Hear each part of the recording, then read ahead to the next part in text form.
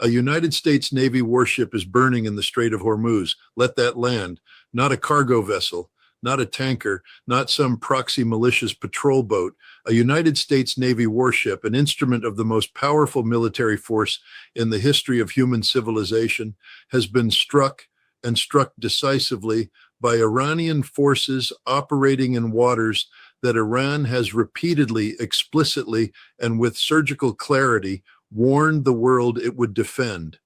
And right now, as the smoke rises from that vessel, as the damage assessment teams scramble and the casualty figures are being suppressed, the President of the United States is silent.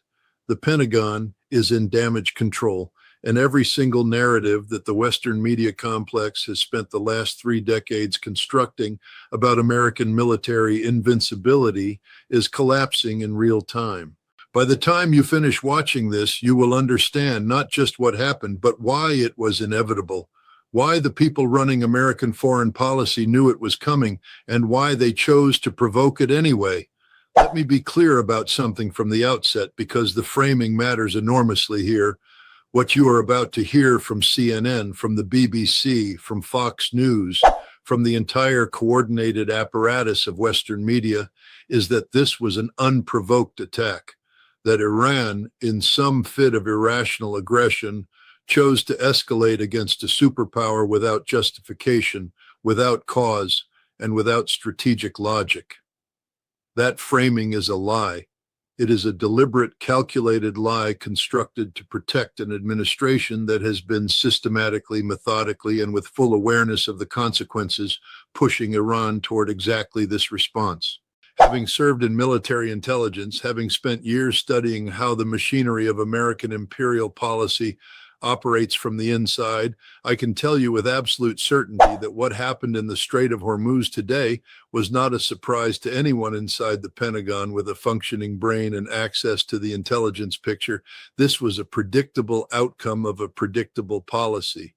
And the question you should be asking is not why Iran did this. The question you should be asking is why the people in Washington chose to make it happen. To understand what occurred, you have to understand the operational environment that the United States Navy has been operating in for the past several months. The Persian Gulf is not the open ocean. It is not the North Atlantic or the Pacific, where American naval power can maneuver freely, where carrier strike groups have room to breathe, where the geometry of engagement favors American weapon systems and American doctrine.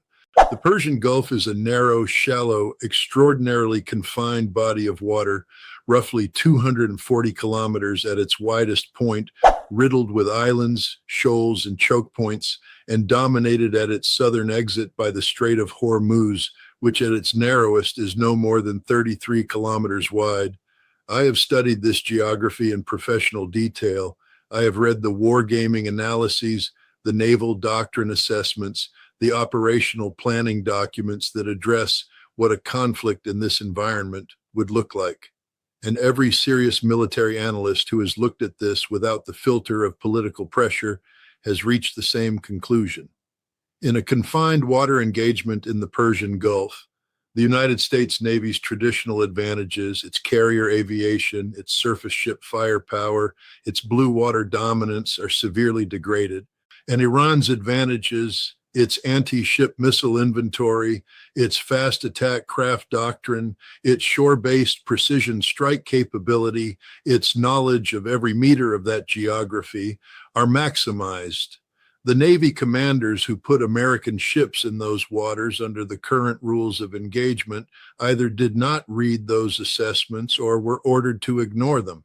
Either possibility should terrify you.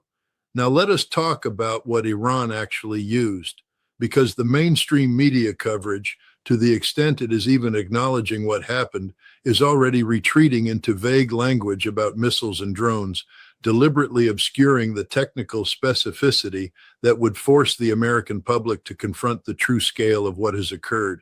What struck that vessel was almost certainly a variant of Iran's anti-ship missile program, a program that has been developing with extraordinary speed and sophistication over the past 2 decades and that American planners have consistently underestimated in their public assessments while privately expressing far greater concern.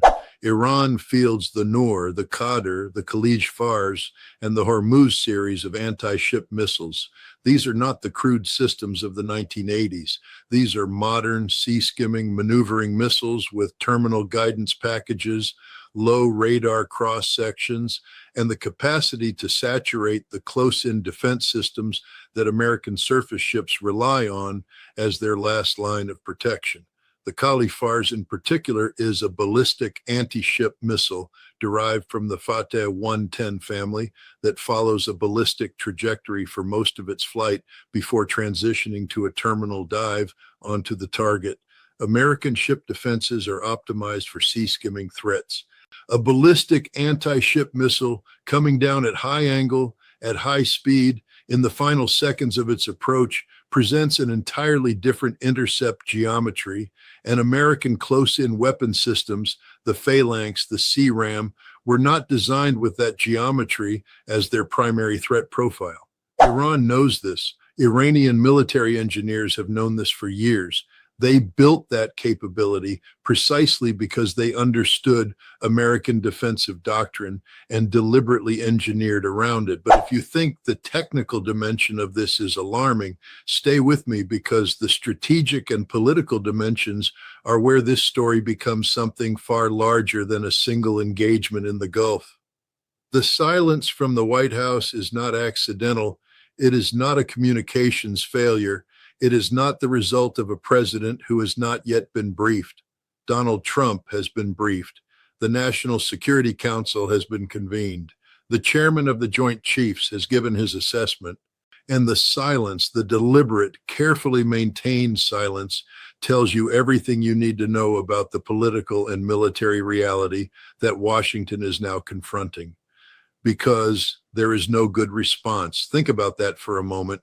The most powerful military in human history, a nation that has structured its entire global posture around the projection of naval dominance, has had a warship struck in a regional waterway, and the President of the United States has nothing to say, because whatever he says locks him into a position from which the available options range from catastrophic to apocalyptic. If he responds militarily, he triggers an escalation chain in a theater where American forces are at a severe positional disadvantage in waters that Iran can dominate with shore-based fires, in a region where the economic consequences of a sustained conflict would detonate the global energy system. If he does not respond militarily, he confirms in the eyes of every government on the planet, friend and adversary alike, that American deterrence is no longer credible. That you can strike a United States Navy vessel and the United States will calculate that the cost of response is too high. Do you understand what that means for the architecture of American power that has structured global affairs since 1945? It means it is over, not weakened, over. What the mainstream media will not tell you is that this moment has been building not for months, but for years, and that the intelligence community, the real intelligence community, not the politicized leadership layer that produces assessments designed to confirm what policymakers want to hear, but the working level analysts who actually read the reporting and assessed the capabilities, have been warning about exactly this scenario with increasing urgency. Having worked in intelligence myself, I know how the system functions.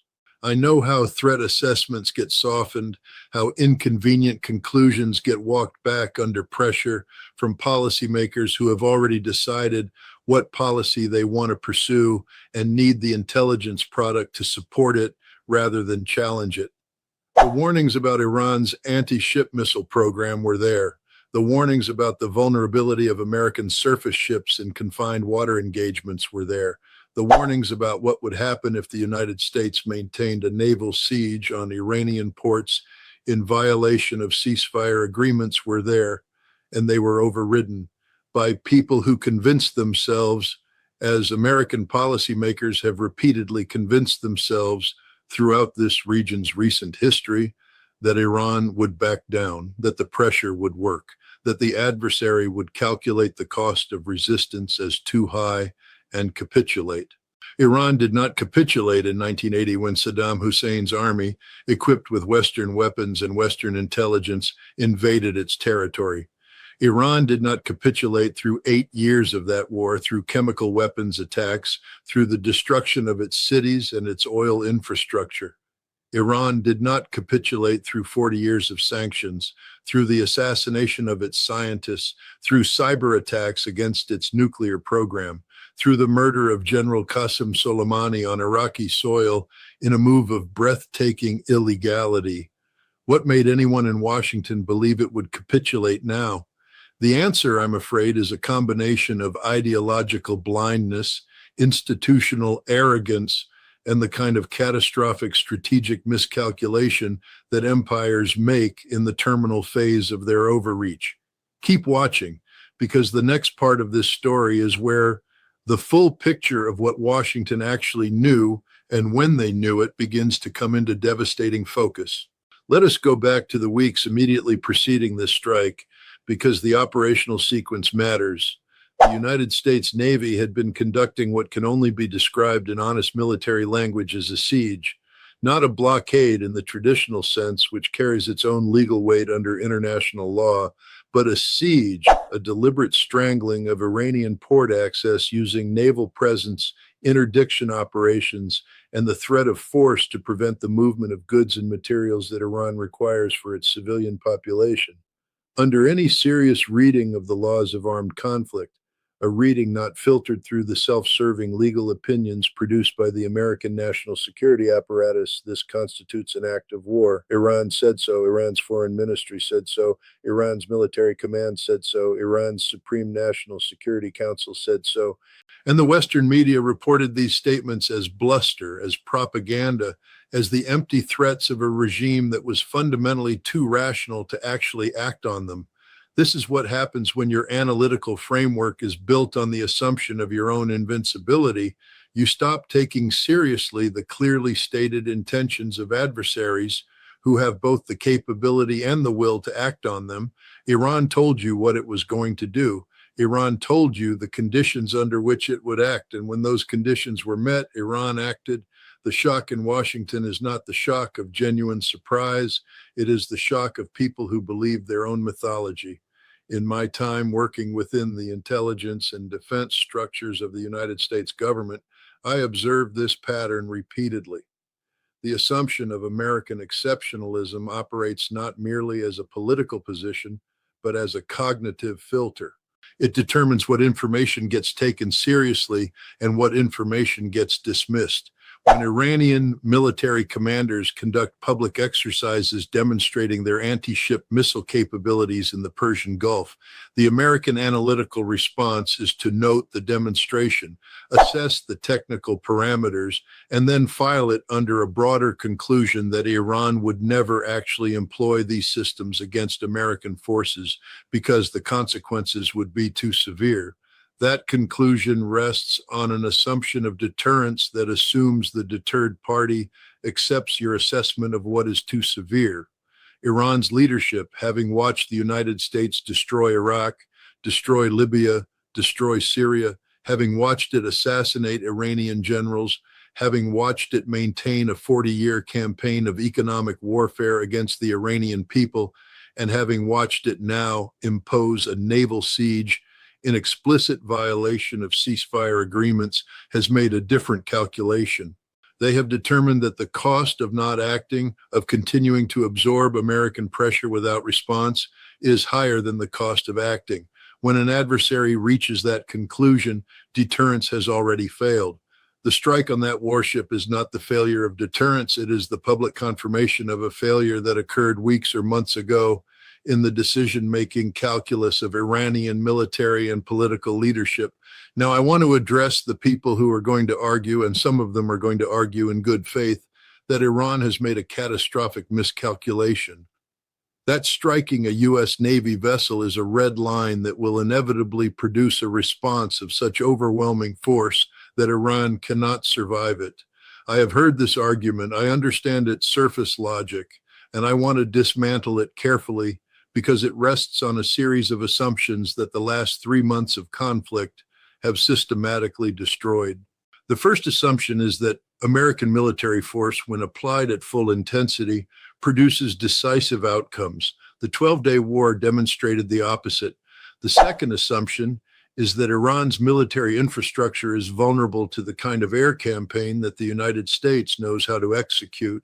Iran's critical military assets, its missile production facilities, its command and control nodes, its air defense systems, its naval assets of genuine military significance, as distinct from the surface vessels that serve as decoys, are underground, deeply underground, dispersed across a vast mountainous territory, hardened against the penetrating munitions in the American inventory, and connected by communication systems that were specifically designed to survive the kind of electromagnetic and kinetic attack that American doctrine would bring to bear. You cannot destroy what you cannot find. And you cannot find what has been deliberately hidden for 3 decades of preparation for exactly this contingency. But it only gets worse from here.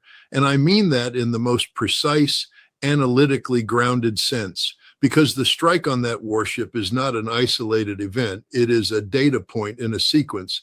And the sequence tells a story that the American national security establishment is going to spend enormous energy trying to prevent the American public from reading clearly. Let me tell you what that sequence looks like from the perspective of a military intelligence professional. You begin with the imposition of a naval siege in violation of a ceasefire agreement. Iran responds with restricted passage in the Strait of Hormuz for vessels connected to co-belligerent states. The United States announces its intention to board Iranian vessels and enforce what it describes as freedom of navigation, a term being applied with breathtaking cynicism to describe American naval operations in waters adjacent to Iranian territory. Iran warns explicitly and publicly that any attempt to board Iranian vessels will be met with force. The United States proceeds with its operational posture. A confrontation occurs, and a United States warship is struck. This is not escalation by Iran. This is Iran executing exactly the response it announced it would execute in exactly the circumstances it said would trigger that response. The only way to describe this as Iranian aggression is to begin your narrative at the moment of the strike and deliberately excise everything that preceded it, which is precisely what every mainstream Western outlet is doing right now as you watch this. They are beginning the story at the strike. They will not show you the siege. They will not show you the ceasefire violation. They will not show you the boarding announcement. They will not show you Iran's explicit warnings, because if they showed you all of that, the conclusion would be inescapable. And the conclusion is one that the empire cannot afford to have its own population reach. The silence from Trump is breaking now into something more dangerous than silence. The first statements are beginning to emerge from administration officials, and the language being used is the language of maximalist threat, the language of overwhelming response, the language that has been used before against Iraq, against Libya, against Syria, against Afghanistan, and that has each time produced outcomes ranging from catastrophic to civilizationally destructive while achieving none of its stated objectives, because the people constructing these threats have learned nothing. They have processed 3 decades of strategic failure without revising a single foundational assumption. They still believe that sufficiently intense military pressure produces capitulation. They still believe that Iran is one more escalation away from breaking. They have been wrong about this for 40 years, and they are wrong about it now. And the cost of their being wrong is about to be paid not by them, not by the think tank analysts who cheered this confrontation from the safety of Washington conference rooms, but by the sailors on that ship, by the Iranian civilians who will be targeted in the response, by the billions of people around the world whose access to affordable energy and stable food prices depends on the Persian Gulf remaining open for business. The Pentagon is not in chaos because a warship was struck. Understand that clearly. Military institutions of the size and complexity of the United States Department of Defense do not descend into chaos from a single engagement, however significant.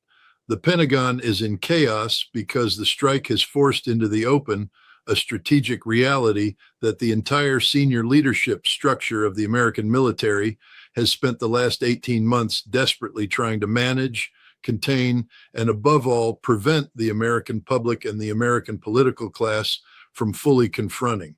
That reality is this. The United States does not have a military option against Iran that produces an outcome better than the current situation. Not one. I want you to sit with that for a moment because it runs counter to everything you have been conditioned to believe about American military power. Having served in the military intelligence apparatus of this country, having studied the operational planning processes from the inside, I can tell you that the wargaming on Iran has been conducted repeatedly, exhaustively at every level of the American military planning hierarchy, and the conclusions have been consistent. A military campaign against Iran conducted at the scale required to meaningfully degrade Iranian military capability triggers a cascade of consequences that the United States is not positioned to absorb, and a military campaign conducted at lesser scale achieves nothing except the next rung of Iranian escalation. There is no Goldilocks option. There is no surgical strike package that eliminates the threat, satisfies the domestic political requirement for a forceful response, avoids regional catastrophe, and leaves the global energy system intact. That option does not exist. It has never existed. And the generals know it, which is why the chairman of the Joint Chiefs is not on television right now, and why the Secretary of Defense is issuing carefully worded statements that commit to nothing specific, and why the silence from the commander-in-chief, the man who promised his voters that he would make America great again and that he alone could fix it, is so deafening and so revealing. Let me walk you through the actual military options on the table because the American public deserves to understand what their government is considering in their name. The first option is a limited retaliatory strike targeting Iranian naval assets, Revolutionary Guard facilities near the Strait, or the shore-based missile batteries that almost certainly launched or guided the weapon that struck that warship. This option satisfies the immediate political requirement to respond. It produces footage for television. It allows the administration to say it acted decisively. And it accomplishes nothing of lasting military significance because the assets that matter, the deep underground facilities, the dispersed missile production infrastructure, the command and control architecture that Iran has spent 30 years hardening, are not touched by a limited strike package. What a limited strike does accomplish is giving Iran the justification it needs under international law and under the logic of armed conflict to escalate further. Iran responds to the limited strike with a broader missile salvo. American ships, already at severe risk in confined waters, face an intensified threat environment. The situation deteriorates, and Washington faces the same choice again, but now from a worse position. This is not speculation. This is the escalation ladder that every serious war game of a U.S.-Iran conflict has produced consistently for 2 decades. The second option is a large-scale air campaign, the kind of sustained multi-week effort that the United States used against Iraq in 1991 and again in 2003. Hundreds of strike sorties per day, cruise missile barrages, the full weight of American air power applied systematically against Iranian military and governmental infrastructure. I want to be precise about why this option, despite its superficial appeal to people who remember the Gulf War as a demonstration of American military dominance, is categorically different from what is being contemplated here. Iran is not Iraq. Iran's territory is 3.5 times the size of Iraq. Its terrain is dominated by the Zagros and Alborz mountain ranges, which provide natural concealment and hardening for exactly the facilities that a strategic air campaign would need to destroy. Iran's air defense network, degraded as it was by the 12-day war, was not destroyed and has been supplemented by Russian origin systems and indigenously produced capabilities that have been demonstrated in actual combat conditions. And critically, Iran has the ability to respond to an air campaign not merely defensively, but offensively. with the missile arsenal that makes the Persian Gulf, the Gulf of Oman, the Red Sea, and the approaches to every American ally in the region, a contested battle space from the first hour of the conflict. Within 24 hours of the beginning of a large-scale American air campaign against Iran, the oil infrastructure of Saudi Arabia and the United Arab Emirates is under attack. The LNG terminals of Qatar, which supply a significant fraction of Europe's natural gas, are under attack. The American bases in Bahrain, in Qatar, in the UAE, in Kuwait are under attack. And the global energy system, already stressed to its limits by months of Strait of Hormuz restrictions, enters a state of collapse from which recovery is measured not in weeks, but in years. The military option is not a solution. It is the mechanism by which a serious crisis becomes a civilizational catastrophe. But if you thought that was the full extent of the problem, stay with me, because there is a third dimension to this that almost no one in the Western analytical community is willing to address honestly. American naval forces in the Persian Gulf are not in a defensible position. I want to be direct about this because the mythology of American naval invincibility has to be confronted with the operational reality. The surface ships currently operating in and around the Strait of Hormuz are within range of Iranian shore-based anti-ship missiles for the entirety of their operational patrol areas. The carrier strike group, if it is brought into the Gulf or into the Gulf of Oman for strike operations, is operating within the engagement envelope of Iranian ballistic anti-ship missiles, long-range cruise missiles, and the swarm tactics of Revolutionary Guard fast attack craft that have been training for exactly this scenario for 20 years.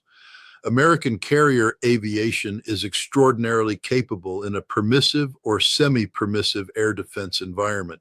It is significantly less capable in an environment where the adversary has invested specifically in the systems and tactics designed to deny that permissiveness. Iran has done exactly that. The anti-access area denial architecture that Iran has built in the Persian Gulf region represents, in the assessment of serious military analysts who are willing to speak without the filter of institutional optimism, one of the most sophisticated and carefully constructed A2AD environments that American forces have ever been asked to operate in. The strike on that warship was not a lucky shot. It was the execution of a capability that has been methodically developed, tested, and refined for years. And it is not the limit of what Iran can do. It is the demonstration of what Iran chose to do at this moment in this escalation sequence. The fuller expression of Iranian anti-ship capability has not yet been shown, and Washington knows it. What the mainstream media will not tell you, and what I am telling you now because it is the truth, is that the United States military is in a position in the Persian Gulf that it cannot comfortably sustain and cannot safely escalate from. The ships are there because withdrawing them would be an even more dramatic signal of American strategic retreat than the silence from the White House. But keeping them there under the current threat environment after a successful strike on an American vessel is an act of institutional stubbornness dressed up as resolve. Every hour those ships remain in those waters without a coherent strategic framework for what comes next is an hour in which Iranian planners are assessing, calculating, and preparing the next move in a sequence that they have been planning far longer and far more carefully than Washington has been willing to acknowledge. Keep watching, because this is where the geopolitical picture expands to a scale that dwarfs the immediate military situation, and where the true meaning of what happened today in the Strait of Hormuz becomes clear. Russia, China, the global South. Let us talk about the audience that is watching this moment with the most consequential attention, because the impact of what happened in the Strait of Hormuz today is not confined to the Persian Gulf. It is being processed in Moscow and in Beijing and in every capital of every nation that has spent the last decade watching American military power and making calculations about its deterrent credibility. In Moscow, The reaction will be measured and will not be expressed publicly in triumphalist terms because Russian strategic communication is more disciplined than American commentary gives it credit for. But behind closed doors in the Security Council sessions and the General Staff briefings and the Kremlin corridors where the actual strategic assessments are made, what happened today will be received as a significant data point confirming something that Russian military analysts have been arguing for years, that the era of uncontested American military dominance is over. Not declining, over. Russia watched the 12-day war. Russia watched Iran absorb and survive the combined military pressure of the United States and Israel with Gulf logistical support. Russia watched Iran's decoy strategy confound Western battle damage assessment for weeks, and Russia watched an adversary emerge from that conflict with its strategic capabilities intact and its deterrent credibility enhanced rather than destroyed. Today's strike on an American warship will be read in Moscow as further confirmation of an assessment that is already deeply embedded in Russian strategic thinking. American surface ships are vulnerable. American deterrence is conditional. American resolve, when tested by an adversary willing to accept costs, is not as absolute as American doctrine assumes. In Beijing, the calculus is both similar and more profound in its implications. China has been watching the Iran conflict with the intensity of a government that understands it is studying a preview of its own potential future. The Taiwan question, the South China Sea, the broader competition for influence across the Indo-Pacific, all of these are being assessed through the lens of what the Iran conflict has revealed about American military capability and American political will. Having spoken with people who have genuine insight into Chinese strategic thinking, I can tell you that Beijing's analysts have been carefully tracking every dimension of this conflict: the performance of American air defenses, the vulnerability of American surface ships to anti-ship missile attack, the political constraints on American escalation, the gap between American rhetorical maximalism and American operational caution. And they have been drawing conclusions. Those conclusions are not, as some in Washington will claim, making China more aggressive. China's foreign policy establishment does not operate on the basis of opportunistic adventurism, but those conclusions are making China more confident, specifically more confident that the military dimension of American deterrence, the credible threat of overwhelming force that underpins American alliance commitments across the Indo-Pacific, is more limited than its public presentation suggests. An empire that cannot respond decisively to the striking of one of its warships in a regional waterway is an empire whose extended deterrence guarantees need to be reassessed. Taiwan is watching. Japan is watching. South Korea is watching. Every American ally in the Pacific is doing the same calculation tonight that every American adversary is doing. And the conclusion they are reaching quietly, carefully, and with enormous implications for the future of American-led security architecture in that region is the same conclusion. The guarantee is not what it was. The umbrella has a hole in it. And in a world where the hole is visible, the behavior of every actor under that umbrella begins to change. What the mainstream media will not tell you is that this is the real strategic cost of what happened in the Strait of Hormuz today. Not the damage to the ship, not the casualties, as tragic and as real as those are. The real cost is the public, visible, undeniable demonstration that the deterrence architecture on which the entire post-World War II American-led global order is built has a fundamental vulnerability.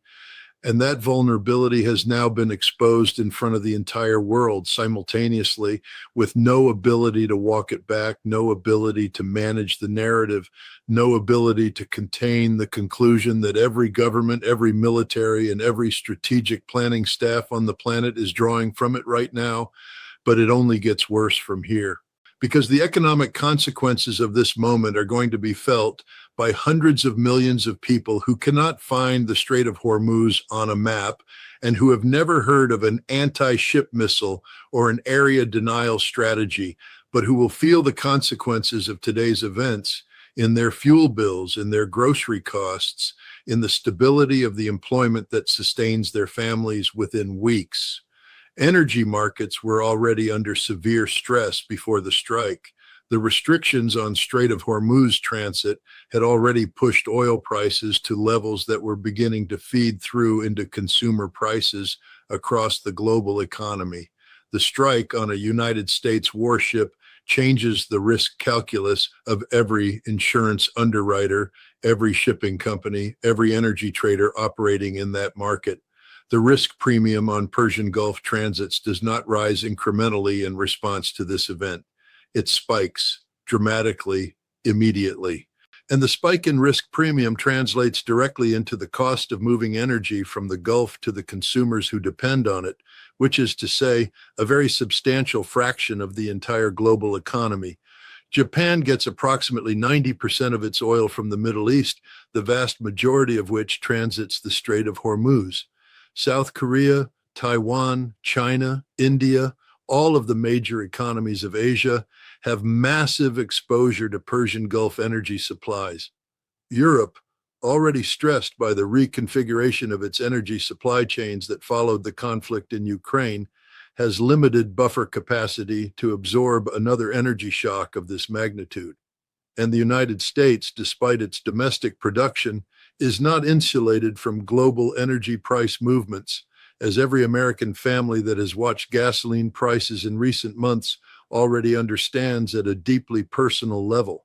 The people who made the decisions that led to this moment, the people who imposed the naval siege, who violated the ceasefire, who announced their intention to board Iranian vessels, who dismissed Iranian warnings as bluster and posturing, those people will not pay the price. They never do.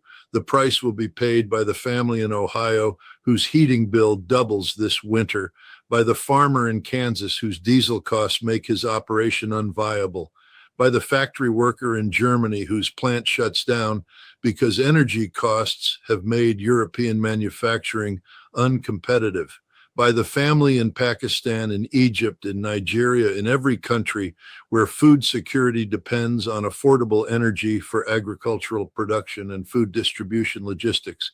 The empire externalizes its costs onto the people with the least power to resist them. That is not an ideological statement. That is a structural description of how imperial overreach works in practice. And we're about to watch it work again, at a scale and with a speed that will shock people who thought the worst was already behind us. Stay with me, because I want to close with the part of this analysis that I consider most important and that I believe is most consistently absent from everything you will read and watch in the mainstream Western coverage of this moment. Iran is not losing. I want to say that with the full weight of my professional background, my personal experience with Iranian military and political culture, and my understanding of the strategic logic that has guided Iranian national security policy for 4 decades, Iran is not losing. Iran has struck a United States Navy warship in the Strait of Hormuz. Iran has maintained its strait restrictions in the face of American military pressure and American genocidal threats. Iran has kept its missile production and its drone production operating throughout the conflict. Iran has kept its government intact, its military command structure intact, its decision-making capacity intact. Iran has demonstrated to the world that the price of attacking it is higher than the empire calculated and higher than the empire is willing to keep paying. That is not the profile of a losing side. That is the profile of a nation that has made a strategic decision to defend itself at whatever cost is required and has demonstrated the capacity and the will to do so. The narrative of Iranian desperation, Iranian irrationality, Iranian miscalculation is a narrative constructed by people who need Iran to be losing, because the alternative, the recognition that Iran is a serious, capable, strategically coherent state that has made rational decisions in rational pursuit of its national interests in the face of illegal aggression, requires a fundamental revision of everything they have told you about this conflict from the beginning. Having been there myself, having spoken with Iranians at every level, of their political and military structure over many years, I can tell you something about the Iranian national character that Washington has never understood and refuses to understand. The Iranians have a concept rooted deeply in their history and their culture of resistance as an end in itself, not merely as a means to a negotiated outcome. They watched what happened to governments that capitulated to American pressure. They watched Gaddafi give up his weapons program and die in a ditch. They watched Saddam Hussein, who had been America's partner in the 1980s, hang from a rope after an American invasion. They have internalized the lesson that the Americans offer security in exchange for compliance, and then withdraw both the security and the compliance agreement whenever it suits their interests. That lesson has made Iran's resistance not merely a policy choice, but a civilizational commitment. You do not break that with a naval siege. You do not break that with genocidal threats on social media. You do not break that with a strike package, however large, however sustained.